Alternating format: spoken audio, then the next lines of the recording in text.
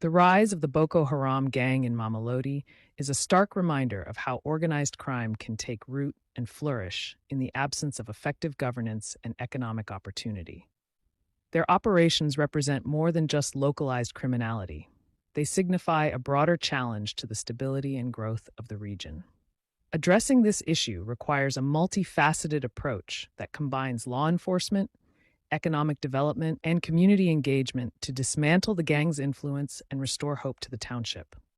The influence of extortion gangs within Gauteng's taxi industry reveals a deeply interconnected web of crime and commerce, with individuals like Vusi Keke Mathibela standing as prominent figures in this system.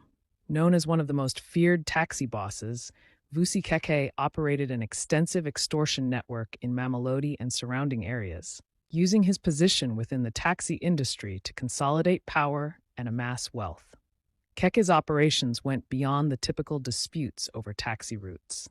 He and his associates are alleged to have demanded payments from local businesses under the guise of protection fees, leveraging their control over the taxi sector to intimidate and coerce compliance.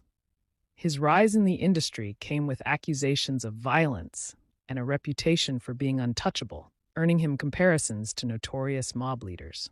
However, Keke's criminal endeavors did not go unchallenged. He and 3 co-accused were sentenced to 30 years in prison for their roles in the 2015 assassination of Wandile Bozwana, a Northwest businessman. The murder, carried out in broad daylight, was described as a calculated hit, with evidence of surveillance and coordination. This case highlighted not only the lengths to which such figures would go to eliminate perceived threats, but also the broader implications of extortion-linked violence in Gauteng's economy and communities. Keke's imprisonment is seen as a significant blow to organized crime in the taxi sector. Yet, his legacy serves as a stark reminder of how deeply rooted extortion and violence are within some segments of Gauteng's taxi industry. The intertwining of legal and illegal enterprises continues to challenge law enforcement and disrupt local economies. Furthermore, the fear instilled by such figures lingers, affecting not just businesses, but also the broader public, who depend on taxis as a primary mode of transportation. The story of Vusi Keke and his influence in the taxi industry underscores the need for systemic reform and stronger enforcement measures to break the cycle of extortion and protect Gauteng's communities. To effectively address the issue of extortion in Gauteng, detailed analyses from sources such as Cliff Decker-Hofmeyr and Infrastructure News suggest that a multifaceted approach is required. These analyses highlight that the roots of the problem are deeply embedded in economic, social, and governance challenges, making it essential to adopt a comprehensive strategy that includes community involvement, law enforcement reforms, and economic development. Economic and social inequalities are at the heart of the extortion problem in Gauteng. High unemployment rates, poverty, and limited economic opportunities make communities more susceptible to manipulation by organized crime groups. Cliff Decker-Hofmeyr points out that criminal gangs exploit these economic pressures, offering a form of protection or a steady source of income through extortion, which becomes a lifeline for some residents. This reliance on illicit activities underscores the need for alternative income-generating opportunities that can draw individuals away from the criminal underworld. Strategies to promote economic diversification, such as investing in sectors with job creation potential like technology, agriculture, and services, can help reduce the appeal of crime as a survival strategy.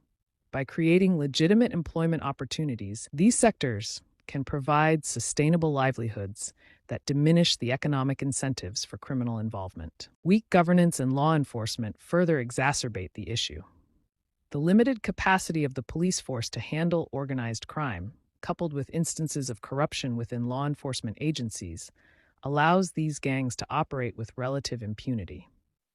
Cliff Decker-Hofmeyr suggests that addressing these issues requires strengthening judicial processes, improving police training, and enhancing coordination among law enforcement agencies to effectively target and dismantle extortion networks. This could include specialized units dedicated to tackling organized crime and more stringent penalties for those convicted of extortion-related offenses. Improved transparency and accountability within the criminal justice system are also critical to fostering public trust and ensuring that criminal groups do not benefit from corrupt relationships with officials. Community involvement is essential for tackling extortion at its roots. Infrastructure News emphasizes that community engagement can help bridge the gap between residents and authorities, creating avenues for reporting crimes and fostering cooperation in crime prevention efforts. Empowering communities through education and social programs that address underlying issues such as poor infrastructure, lack of basic services, and social isolation can build resilience against extortion and improve overall community safety. Platforms for dialogue can serve as forums for residents to discuss their experiences with extortion, share knowledge about crime prevention, and collaboratively develop strategies to resist criminal pressures. The goal is to transform communities into active participants in their own protection, making it harder for gangs to dominate local economies and instill fear. Addressing xenophobia and social cohesion is also critical in combating extortion in Gauteng. The resurgence of xenophobic sentiments and attacks on immigrant-owned businesses underlines the need for inclusive policies that promote tolerance and integration. Infrastructure News suggests that fostering intercultural understanding through education and public awareness campaigns can help break down barriers and reduce the exploitation of foreign nationals by criminal gangs. This includes developing safe spaces for dialogue where community members can address their grievances and collaborate on solutions. Additionally, providing legal protections for immigrants and supporting their economic integration into the local workforce can further weaken the criminal enterprises that prey on their vulnerabilities. In conclusion, addressing extortion in Gauteng requires a comprehensive approach that tackles the root causes of crime. It involves economic diversification to create job opportunities, enhancing law enforcement capabilities to disrupt criminal networks, and fostering community engagement to empower residents and build resilience against criminal pressures. Additionally, combating xenophobia and promoting social cohesion are key to creating a safer and more inclusive environment. Without coordinated efforts across these areas, Gauteng will continue to grapple with the challenges posed by organized crime and extortion, limiting its potential for sustainable development and growth. The intertwining of organized crime with the taxi industry and various other sectors in Gauteng paints a troubling picture of a region struggling with entrenched violence, extortion, and impunity. From the Mafia and Masomi gangs in Johannesburg to the notorious Boko Haram gang in Mamelodi and the pervasive influence of Vusi Keke in the taxi sector, these criminal entities have carved out territories where they control and exploit local businesses, residents, and public spaces. Their tactics, ranging from threats and property damage to outright murder, reflect a broader pattern of fear and instability that undermines social cohesion and economic development across the province. The resurgence of extortion in recent years has exacerbated the challenges faced by communities already grappling with high unemployment, poverty, and inadequate state protection. These gangs exploit the vulnerabilities of disadvantaged groups, leveraging the economic pressures of township life to expand their reach and consolidate power. Whether through coercion, violence, or threats, these organizations perpetuate a cycle of fear that stifles entrepreneurial spirit and discourages both domestic and foreign investment. Murders linked to extortion, such as those involving Rand Water executive Teboho Jawala and businessperson Mfo Matsumi, underline the deadly consequences of resisting these gangs.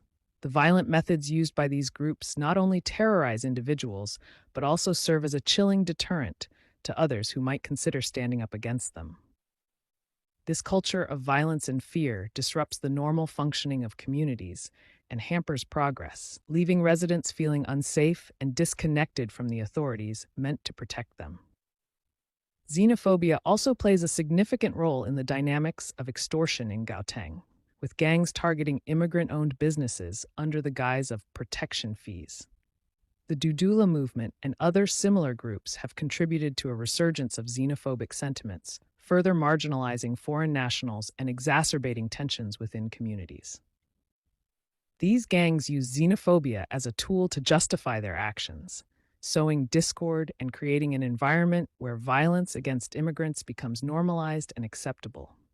In Mamelodi, the Boko Haram gang evolved from a community initiative into a full-fledged extortion organization, using fear and violence to control local businesses and demand protection payments. Their history of targeting those who resist their demands shows how these gangs use violence as a means of enforcement, effectively taking over parts of the township and terrorizing the local population.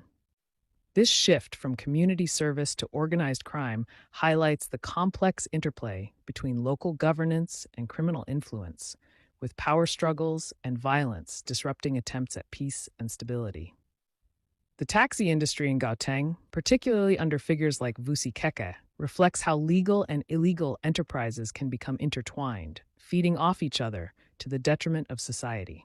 Keke's rise to power and his eventual downfall through violence and extortion exemplify how these dynamics can lead to severe consequences, including death and economic destabilization. His conviction for murder and the severe sentences handed down to his accomplices serve as a reminder that even the most feared criminal figures are not above the law. However, this also highlights the challenges that law enforcement faces in effectively curbing these operations, with corruption and community fear serving as barriers to justice. The challenge for Gauteng is not just about law enforcement, it's about addressing the deeper socioeconomic issues that allow these gangs to thrive.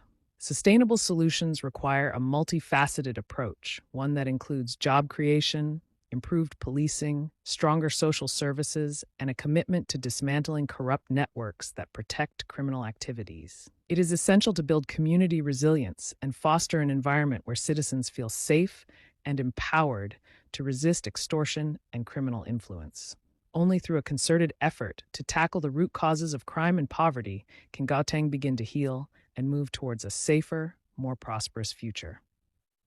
Ultimately, the story of extortion in Gauteng serves as a microcosm of the broader challenges facing South Africa today, issues of governance, inequality, and justice that are deeply intertwined with economic and social policy. Addressing these challenges requires not only a focus on criminal justice, but also on building resilient communities and fostering an inclusive, accountable system where the rule of law prevails.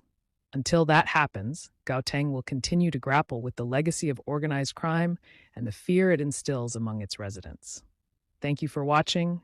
Do like, comment, and please subscribe to our YouTube channel. See you in our next video.